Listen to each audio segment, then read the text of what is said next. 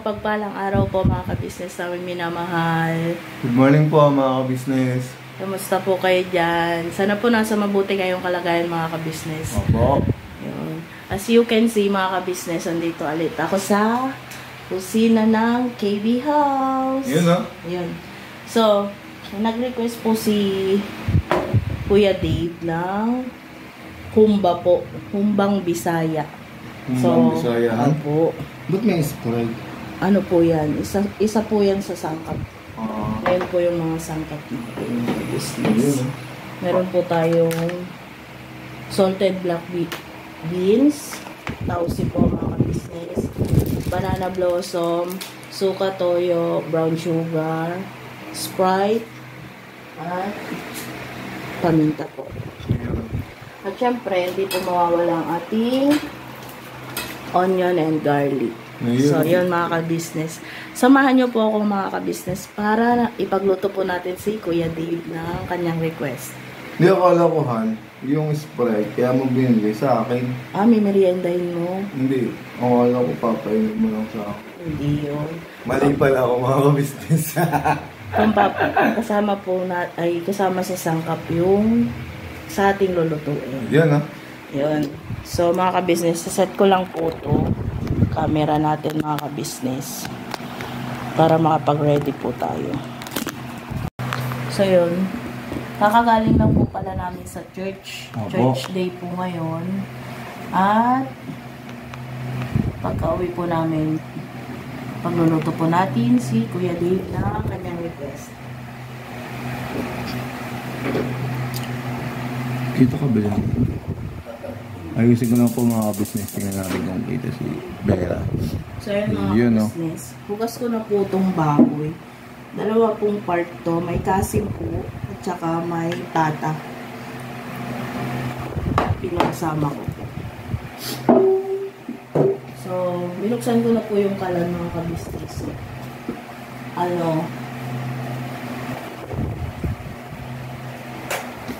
I-fry po natin muna yung baboy.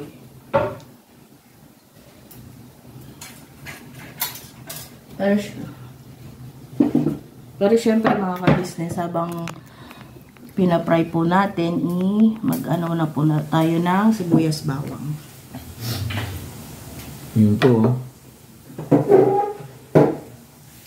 Pasensya na po pala nung nakarang araw mga ka-business, yung hindi ko natuloy yung pagpapakita ko sa inyo nung lulutuin kong lumpiang toge. Kasi po biglang nagkaroon ng maraming gawain dito. Meron po kasing mga pumuntang mga bisita. Kaya hindi ko na po napakita sa inyo. So, kaya nyo po mga ka-business, sa susunod na mga pagluluto ko ay papakita ko rin po sa inyo yung lumpiang toge. Ang dami kasing nagsabi na i-share ko daw yung recipe ko ng Opo, sa susunod po na mga araw mga ka-business. Lagi naman po ako nagluluto noon lumpiang toge. Kasi nga paborito namin ni ate.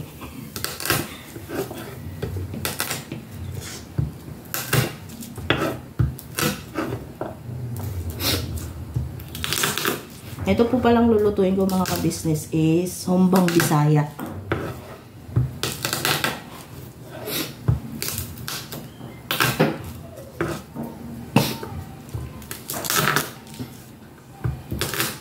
Ba't siya tinawag na humbang Bisaya? Iba-iba kasi yung humba. Parang adobo rin. Maraming version. Ito, humbang Bisaya kasi may banana blossom at saka salted egg. Usually, karamihan naman ang humba may banana blossom. Pero yung salted egg. Sorry po mga ka-business. Salted beans. Black beans. Yun yung pagkakaiba yata. Kung di po ako nagkakamali. Kasi yung niluluto kong humba naman na iba, banana blossom lang po yung nilalagay ko. Wala pong black beans. Nag-request po kanina si Boss Steve. Gusto daw po niya yung humbang Bisaya. So, yun po ang ating lulutuin mga ka-business.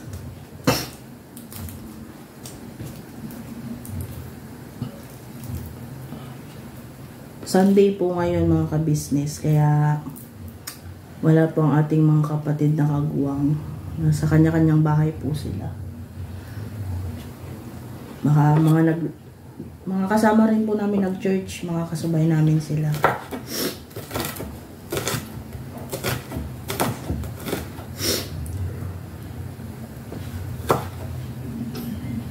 Pasensya na po kayo sa boses ko mga ka-business kasi may ubot sipon ako.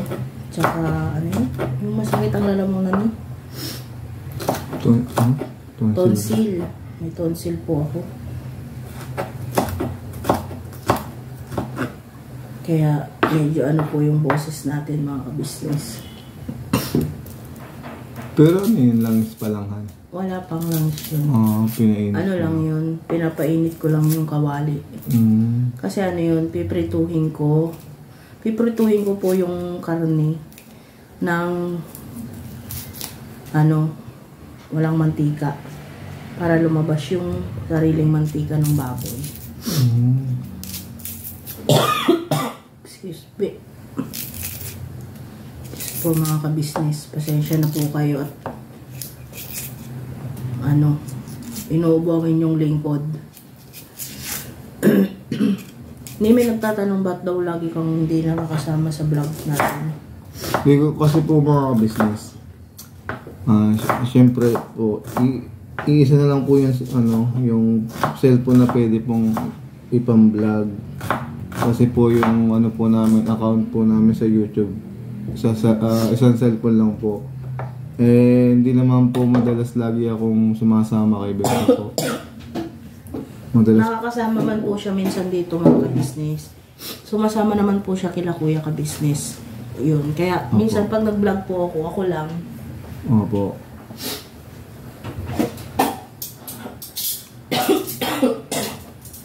Yun po. Yan po mga business. Ating harap po sa ganyang ginagawa. Uy, yun o.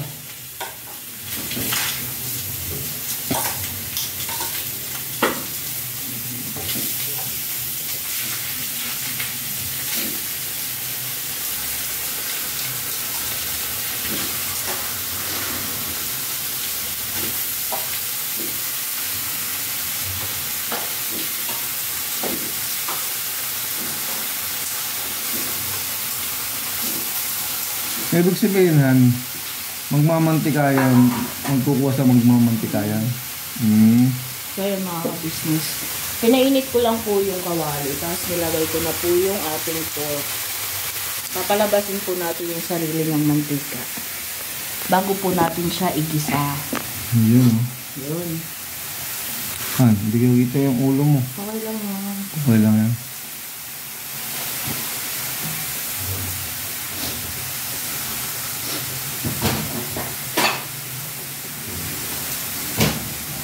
Saka po pala mga ka-business, ang ginagawa ko po sa banana blossom, habang hindi ko pa po siya ilalagay, binababad ko po muna siya sa tubig.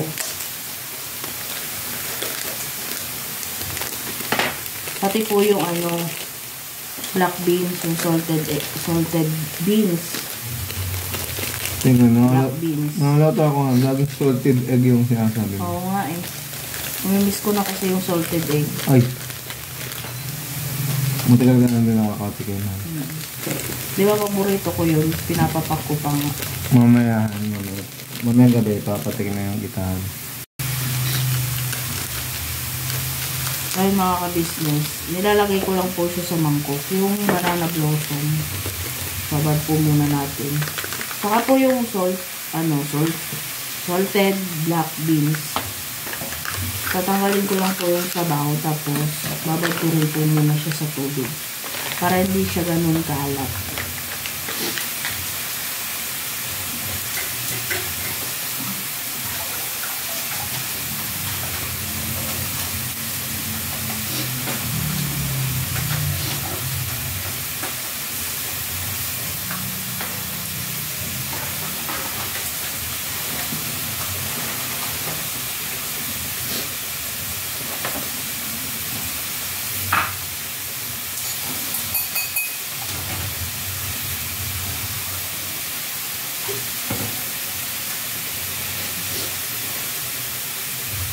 Ayan mga ka-business. Ito na po yung black beans. Saka ito yung banana blossom.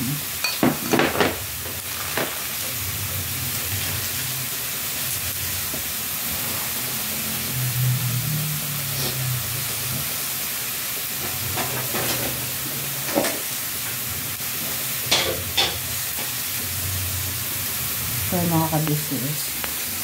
Halo-haloin lang po natin siya. Hanggang sa mag-brown po at lumabas yung sarili niyang mantika. Kwentuhan mo muna yung mga ka-business natin. Habang hinahalo ko lang po.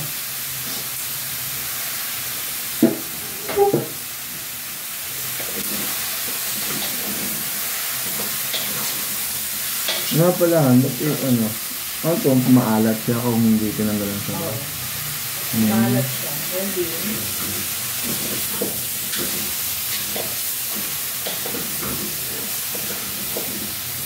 Pero anong purpose niyan? Bakit siya inaano sa pagluluto? Hindi siya, minsan lutuin mo. Kung paano ba to? Yung padagdag lasa. Ano po mga ka-business? Dito po kasi nakikurious na siya sa mga hinahalo ko sa mga niluluto ko. Kasi balang araw, pag aanuhin po natin siyang magluto. Di ba ni? Kaya bawat po nagluluto ako, nagtatanong para saan yun, anong purpose. Kasi po mga business nung medyo binata pa po tayo, mabubuhay pa po yung tatay ko. Lagi din akong nag-aano sa kanya sa pagluluto niya. Nagtatanong-tanong. Kaya lang, ang lang po, dati pa po kasi yung nasa pa po tayo. Nasa kinagis ng relihiyon po. Yun, kaya po, ang inaano po niya, ang pinaka niluluto niya po, paborito. Kaya naging paborito ko rin po dati. Yung pong dinuguan po. Yung po kasi yung una niyang naituro sa akin kung paano magluto. Pero, po yun, dati po yun, naging paborito ko po.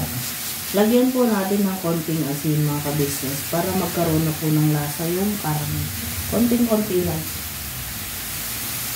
Pero, ngayon mga ka-business, naman po, mga pinag-aaralan ko po yung iba't iba po pong luto. Kaya po, nakikisaw-saw po ako kay Vera ngayon.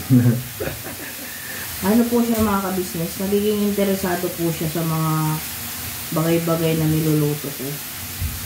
Yung tinatanong niya yung mga sangkap, ganun po. Tsaka po pala mga business hindi lang po yung adobong po yung Tuyo. hindi adobong yung sitaw. Yun. Medyo may konting karne ganun. Sahog. Ano po mga kabisnes? Pero interesado ka namang magluto. Minsan. Baka mamaya tanungin kasi ng mga kabisnes natin. Minsan po.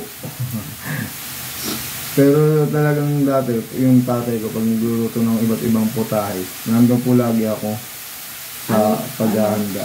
Ano na ni? Mas interesado ka magluto, mas interesado ka kumain. Siyempre, pagkain po. Lalo na po pag madaling araw. Kasi ano po, kape, tapos tinapay. Malalasap mo po yung talaga pagkain niyo po ng tinapay. Tsaka pag inom ng kape mga kabisnes. Di ba mga kabisnes, sinong nakaka-relate po dyan? Habang cellphone, nagkakape, tapos may kinakain tinapay. Kapag di ka makadulog na madaling araw,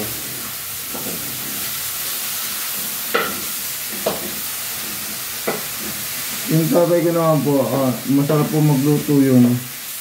Kahit anong klaseng ano po yun, ulam, kaya niyong lutuin. Kapag nga po may mga kamag-anak po kami na na ikakasal o kaya basta yung mga may okasyon. Nagkukusinero din siya. Opo. Na laging tinatawag po yung tatay ko para makapagluto ng iba't ibang klaseng putahe ng ulam. Parang parang mama at papa ko rin po dati. Laging kasama sa kusinero, kasama sa mga magluluto ng mga ulam sa mga kasal, binyag, birthday. Yun. Kahit po sa yung sa patay, di ba po pagka may mga kaya laging, lalo pag panghuling gabi, nakaliling, yung last night yung ika. Magluluto po sila Kaya po siguro na ko sa kanila yung pagluto ko mga kabisnes. Kasi mahilig din sila sa magluto. Mama at papa ko po. Parehas po sila. Pero ang mama ko noon, ma-share ko lang mga kabisnes. Pag may tinatanong ako about sa isang recipe na gusto kong magaya, hindi po niya yung sasabihin kung paano gawin, kung anong recipe, kung anong sangkap. Sabi niya, pag-aralan mo, kung sasabihin sa'yo ng parang yung madalian, mas maganda raw po pag pinaghirapan. Kaya yun, ang ginagawa ko po, pag nagluluto sila sa kasal, nakabantay ako, nanonood ako, tapos minimemorize ko kung ano yung mga ingredients nila. Ganun po mga kabisnes. Haluin lang po natin mga kabisnes.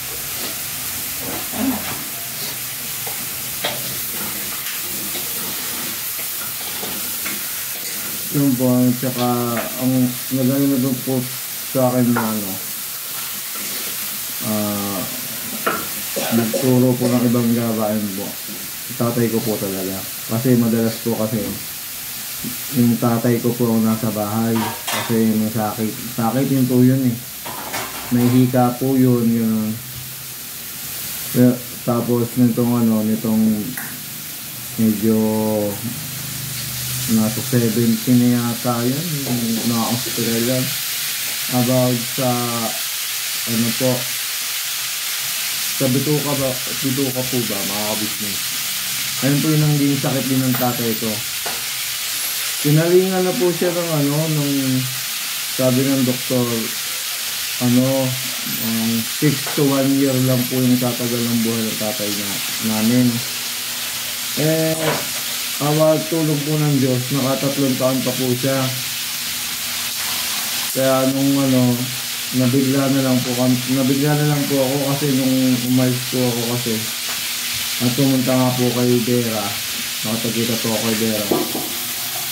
Tapos yun, nagtuloy-tuloy na po yung pagsasama ni Vera. Nung nagsama na po kami, almost ilang months na tayo nagsasama. Yung mga weeks pa lang po kami sasama, yun, na iniwan na po kami ng tatay ko. Nagulat na lang ako kasi lumampas na po siya sa tanning po ba yung tawag din? Yun. Kaya lang, yung nagulat ako bilang ayun nga, sinuha na kami ng tatay ko.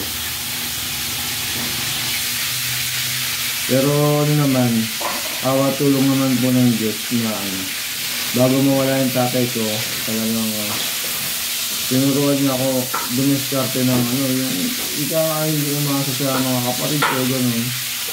Kung sakasakali nga daw. Kasi nakikita niya yung ugali ko, mga business yung tatay ko. Na ayaw na, yung bang ano, ayaw na ako umasa sa mga kapatid ko. Kasi mga ka-business, di ba? Realidad naman yung mga ka-business eh. Tulungan tayo at hindi na mga kapatid natin. Salamat, di ba? Matulungan tayo. Salamat. Kung hindi, salamat din, di ba, mga ka-business? Kasi may mga pamilya na rin po yung mga kapatid ko. Kaya yun, nakita din ng tatay ko na hindi ko inaasa yung buhay ko sa kanila, gano'n. Nagsusumikap talaga ako dumiskarte para sa akin sarili, gano'n. Yun na nga po, yun. Pinapayak mo si Kuya Borno. Mga ka-business na dumating si Kuya Borno. Umiiyak na po siya sa kwento ni Lito. Yun po mga ka-business. Pasaway na iyan. Good morning po mga ka-business. Hello po mga ka-business. Good morning po sa ating lahat mga ka-business. Siyempre mga ka-business, this is morning and this is day, this is good. Right? Right. Okay, ano na po sa atin? Sa taas po, kuya. Sa atin si Kuya. Apo. Banda po. Ayun. Uy, ang pogi nung baba, oh. Birthday. Ang pogi, oh. Yan mga ka-business, si birthday. Amoy niluto mga ka-business. Niluluto natin yung request ni Boss Dave, mga ka-business. Opo. Galing mo nga ante kasi yung pagbigatin yung mga titikin yan. Yun, oh. Ay, dito muna ako. Lapit na ba yan? Ha? Lapit na. Mamaya ka, Boss. Kaka-umpisa lang ko yun, oh. Pag si Kuya Lito ay nandito, mga ka-business, kailangan adjust. Yung kung kami mga ka-business. Ikaw na mag-adjust. Ikaw na mag-adjust. Siyempre, alam nga ng mga si Kuya Lito ang mag-adjust. Dito, tingnan mo, oh. Yeah. Yung mga ka-business. Ano ba yung, ano mo, Kuya Lito, yung, look mo kanina, bakit parang sila Hindi, ano ko yan. kaya mong paagusin ang luha ng isang buong bansa o isang mga ka-business natin dyan. Tila gusto mong paagusin yung luha pababa. Hindi naman mga business kaya no. Ang tera po yun, yung pagluluto na bera, ay yung tatay ko po, mahilig magluto ng iba't ibang putahe ng ulam. Naalala ko lang kasi, yung bago nga siya mawala, tinuruan ako nung dapat kong gawin. Tsaka yun, nakikwento ko rin sa ating mga business na alam ng tatay ko na yung buhay ko, hindi ko iaas sa mga kapatid ko. Ay, gano'n. So yun, mga business na, kwento na pala at nire-relay lang sa akin ni Jenny ito. Opo. So ngayon, mga business, kung kayo mag-alala, papanoorin ko yan para mas malinaw sa isip ko. Siyempre, yun nga po mga business, ang magulang kasi natin mga business eh. Ang mga magulang natin, pagka nagturo kasi yan, ay para sa atin yan. Magagamit natin yan pagdating ng araw. At yun naman lang kailangan natin sundin, yung sinabi ng mga magulang natin. Diba? Positibo lang natatanggapin mo. Diba? At madadala mo yan hanggang sa huli, hanggang may pamana mo sa magiging anak. Diba? Ganon din ang gagawin natin sa ating mga anak pag sakali na kaya na rin natin magpayo. Diba? Opo. Tsaka kaya na rin natin magturo sa mga anak-anak natin. Ano? Ayun, siyempre. At yung mga ka-business natin, ay huwag mo masyadong pinaiiyak. Hindi Ang na. kwento kasi mga ka-business ng unang buhay, pagka ang unang buhay kasi natin mga ka-business, binalikan mo yung mga pangyayari na talagang maluluha ka eh, hindi maiiwasan eh. Kasi nandun yung ano eh, nandun yung marirealize mo na Ay, tama ganun sila. pala. Ganun pala sila. yung ano. Oo. Kasi ako, pag ako nagbalik tanaw ako, naalala ko yung nandyan yung pinagagalitan ako ng papa ko. Ayan, tapapalo ako dahil siyempre sa katigasan ng ulo nyo. Ngayon, andun yung pagpapayo ng isang magulang, ng isang ama, ng isang ina. Pagpapayo yan. Tapos, malalaman mo na lang yan. Ngayon, may asawa at anak ka na. Ngayon, naisip ko na gano'n ang nangyayari. So, tama sila. Kaya wala tayong sa mga kabataan na naman nag-aga ng nag-asawa sa mga edad ko. Ganito. Kaya kung may sama kayo ng loob sa inyong mga magulang dahil nung araw ganito, pinapalo, kasi uso yung sinasako. Ayan, sinturon. Ay, hindi ko dinaan sa sinturon mga kabisnes. Pero Ang ano sa akin, kawayan, tubo na palo yan. Yung sa, tubo? Yung tubo ng electric fan. Oo. Totoo yan. Pero yung pag ano na yun ay dala ng galit kasi sa sobrang tigas ng ulo ko mga kabisnes. Pero yun naman ay safe naman ang pagkapalo. Alam ng papa ko kung saan ako tatamaan, kung saan ako matigas. Balak ko, tubo. Ang akin naman yan, naranasan ko sa magulang ko, ano. Yung ano ba, yung Pinagulo ka. kahoy ng Madre Cacao. Yantok yan. Talagang grabe, daig pang ano nun. Yantok. Kasi yan talaga nung araw. Hindi ka magtino? Hindi. Kailangan mo, siyempre. Sa tatay ko, naranasan ko yun. Ayun mga kabisnes hindi yun sa pagsisinungaling. Talagang hindi po exempted kahit ako PWD. Talagang hindi po inaano ng tatay ko. Talagang kung kinakailangan paluin, pinapalo po talaga ako mga kabisnes. Tapos sa nanay ko naman yung shoutout na yun. Balik na lang po tayo na yun. Hindi, wag po kayo magalit mga kabisnes. Hindi ko po sinisiraan ng nanay ko. Inaano ko lang po na ano yun hindi yan paninira. Kumbaga isang alaala yan na natutunan ng araw. Naranasan ko yung 2x2 bo. 2x2 baliman sa akin nabali sa akin naputol sa akin, kakaano yung 2x2 sa akin. Malambot lang kasi yung 2x2. Pagka nabali yun, kumakapit, tumutusok. Ang matindi talaga, hindi ko makalimutan nung experience.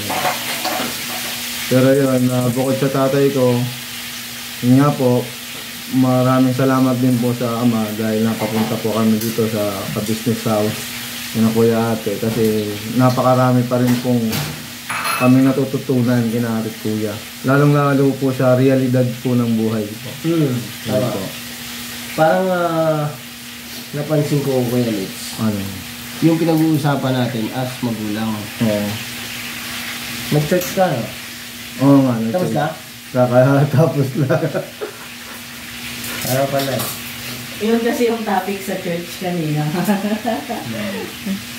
So, realidad yun. Realidad yung nangyayari talaga yun. Tsaka tulad niyan, tulad ni Kuya Bornok, may anak na siya, may apply na rin niya yung mga sinasabi ng magulang niya, di ba? Yung mga naituro. Pero minsan talaga napapagalitan talaga yung mga bata, patigas ang ulo. Okay. Hindi maiwasan yung tumaas yung tingin mo. O, di ba? Lalo sa panahon ngayon, iba na kasi yung mga ng bata. Kahit ako wala pang anak mga ka-business. Kasi marami pa akong anak dito eh. Mga anak ng mga kapatid kong kagwang. Tsaka po mga business, mga pamangkin po yun. Sa din po. Isa din po sa mga pamangkin na yung pag nagkalaga ka ng pamangkin, parang nakukuha mo, kahit wala kang anak, na-adapt mo pagiging magulang sa pamangkin mo. Siyempre, pag wala yung kapatid o sa'yo papaalaga, nagiging magulang rin. Kasi siyempre, hindi mo pinapabayaan yung mga bata. Yan po mga business, papakita daw po.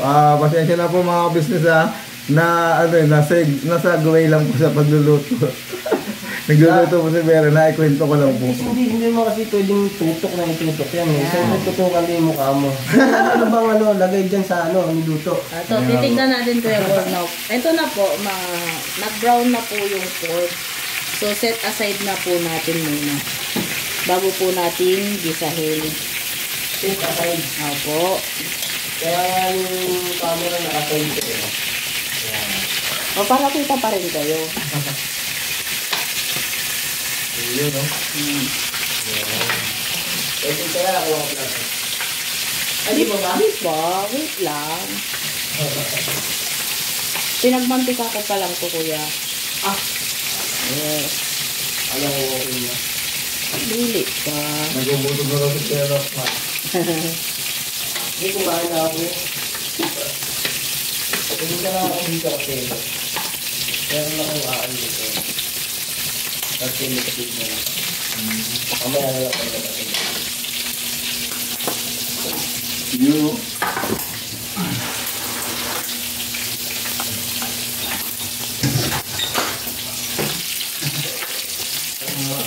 Opo. Mga ka-business. Natanggal na po natin. Gisa naman po natin yung sibuyas bawang. Ito siya. Wait lang. Kahit number 1? Wait lang.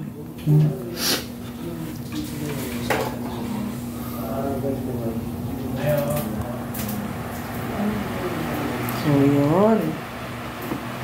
Sibuyas bawang mga ka-business.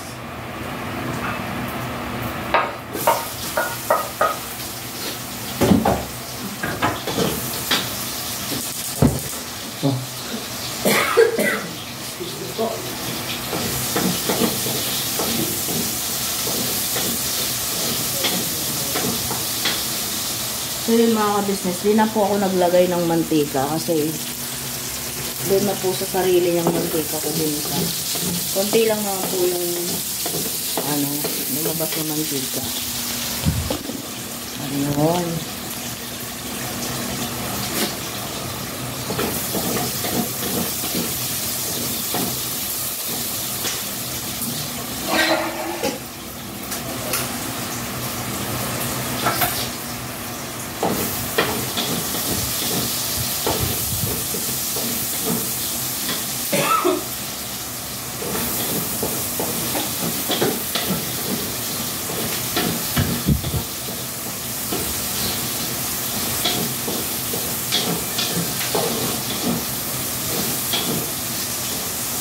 Lagay na po ulit natin yung baboy mga kapatid.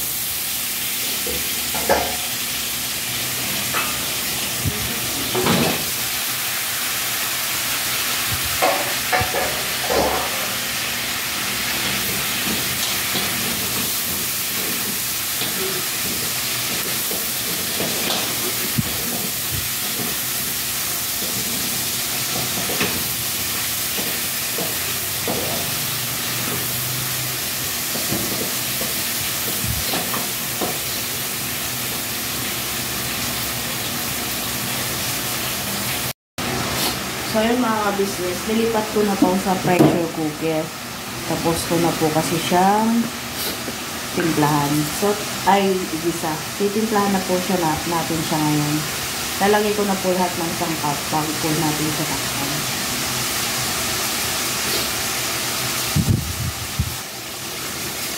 Yun, paminta po.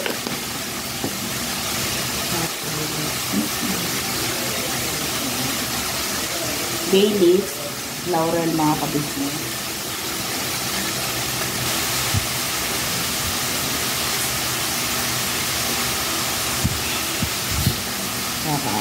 Maglagay po tayo ng toyo at saka suka.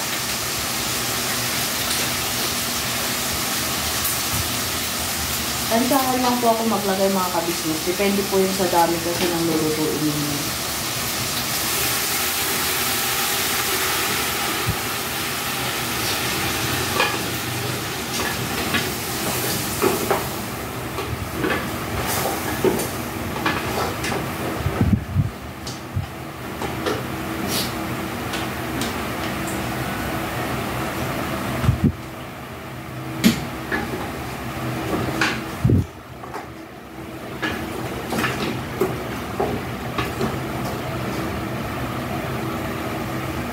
So, yun mga ka-business. Naglagay na po ako ng toyo. Lalagay na rin po ako ng suka.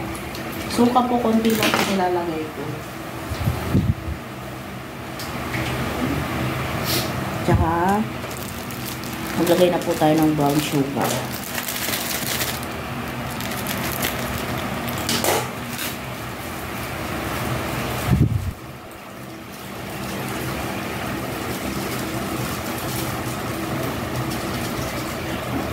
Ganun din po yung paglagay ng sugar mga ka-business. Tansyahan lang din po. Depende po yun sa panlasa. Pero syempre, humba mga ka-business. Hindi matamis ka na rin.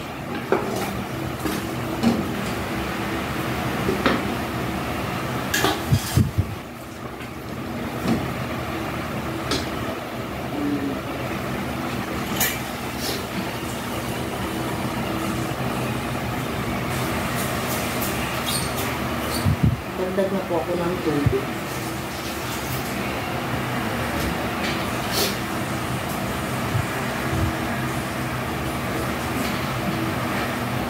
Lalagay lang po ako 2 tasa mga business.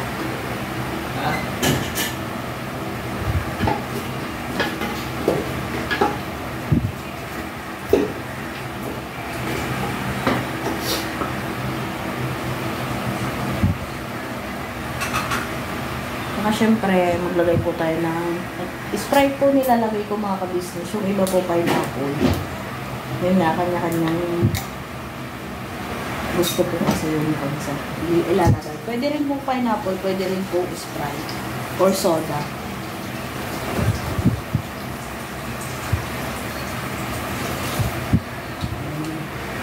Hindi ko naman po nilagay lahat yung 1 litro. Mga may kalahati lang po.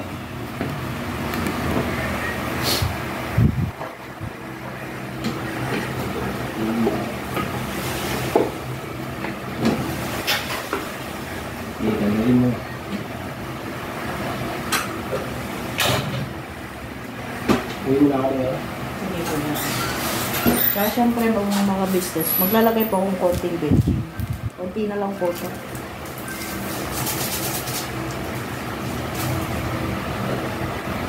Ayun.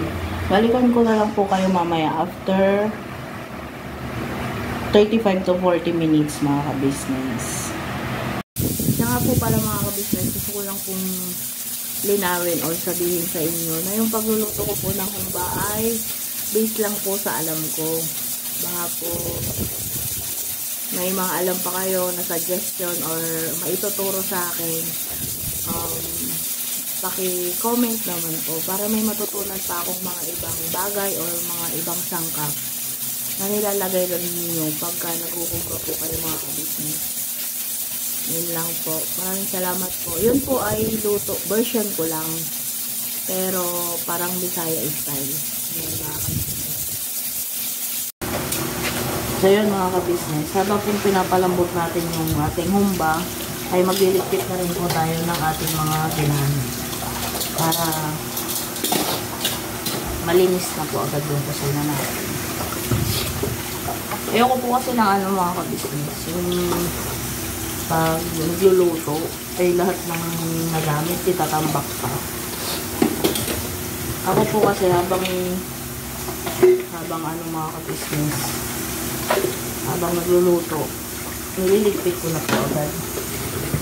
Para mabawasan ang kalat ng kusina. Parang ano po kasi, sakit sa mata. Pagka ganun.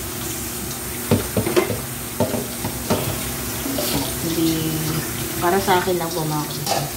Hindi kasi ano sa akin. Parang hindi maanong magluto pag makalat.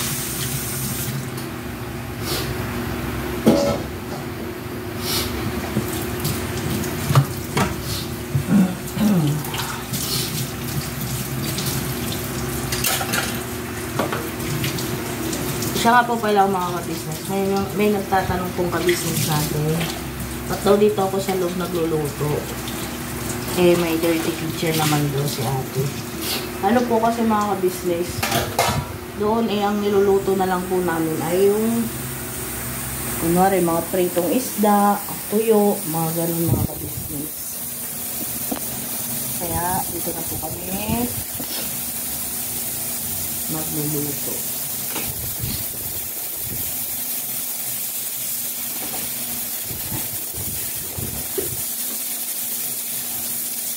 I-share ko lang po pala mga ka-business. Nagawa rin po pala ako ng suka nung nagluto ako ng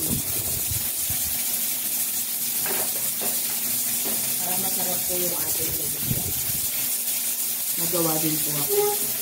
So, pasensya na po kayo mga ka-business, may ingay kasi ang ating pressure cooker. Ayun. Mga ka-business, balikan ko na lang po kayo maya-maya pagka nabuksan na po natin yung pressure cooker. Kasi maingay po yung ating pressure cooker. Thank you po mga ka-business. So yun mga ka-business, tapos na po yung 40 minutes. Malambot na po siya, pero sasalang ko pa po siya. Sasalin ko naman po siya sa kawali.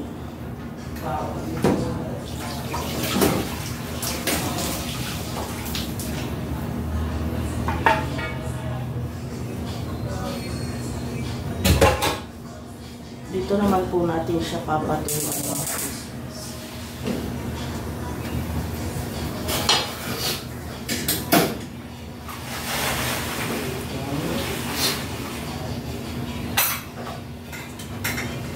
Pwede lang mo natin ilagay yung banana blossom at saka yung black beans. Dito lang ako sa labas. Pwede ka pang bayan mo. Black beans, mga ka-business.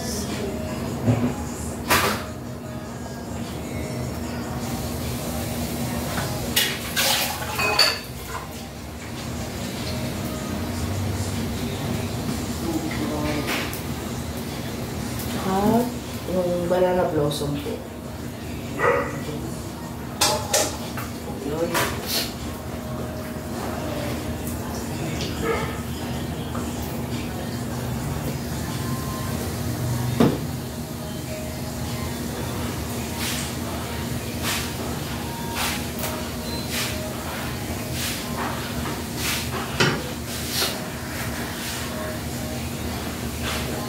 Kaya mga ka-business, ngayon, mahinang-mahina na lang po ako yun.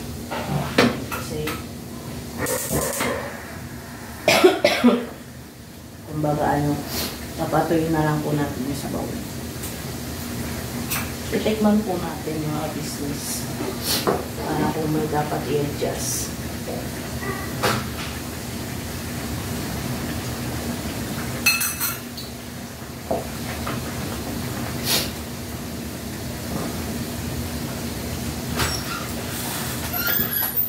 Dadagdag lang po ako ng konting tamis. Wala po yung istong. Ay, wala ba akong business? Sarap ba yan, eh? Opo. Wala naman yung Kasi ano eh. Para sa dog. Uy. Ay, hindi ko yung aking dog. Papakain po si Kuya Istong ng dog.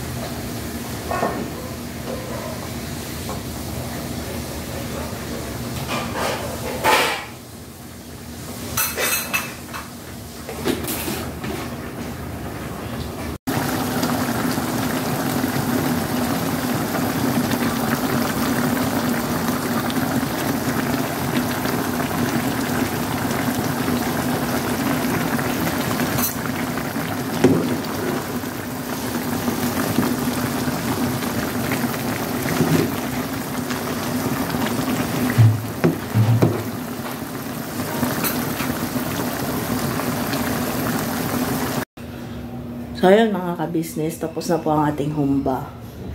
Ito na po. Tignan nyo na po kung anong naging kinalabasan.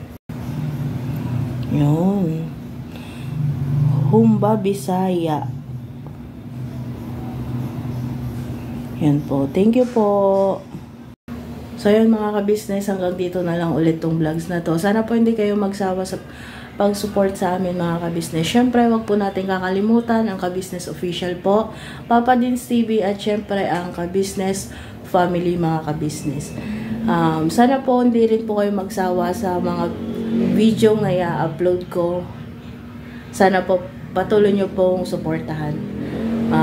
Salamat po sa pag-suporta at sa mga support nyo po sa akin lagi. Tsaka salamat din po sa mga comment nyo na nakakatulong po sa aking pagbablog. So, hanggang dito na lang po ulit mga ka-business.